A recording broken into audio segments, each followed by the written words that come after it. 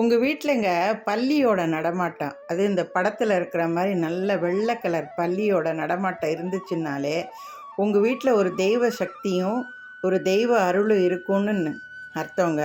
அதே மாதிரி உங்கள் வீட்டுக்கு காக்கா புறா இதெல்லாம் வந்தால் கூட உங்கள் வீட்டில் ஒரு தெய்வ அருள், அதாவது நீங்கள் ப்ராப்பராக முறையாக நல்லபடியாக நீங்கள் சுவாமியை கும்பிட்டுட்டு வரீங்கன்னு இதெல்லாம் ஒரு சமிங்கை.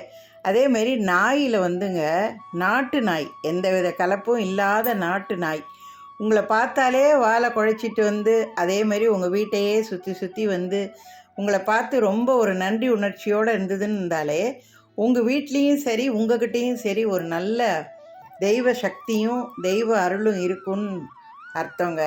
இதெல்லாம் நீங்கள் நிறையா கண்கூட பார்த்துருப்பீங்க. அதனால் வெள்ளை பள்ளி வீட்டில் இருந்தால் தயவு செஞ்சு அதை துரத்தாதீங்க. அது மகாலட்சுமியோட அம்சங்க அது.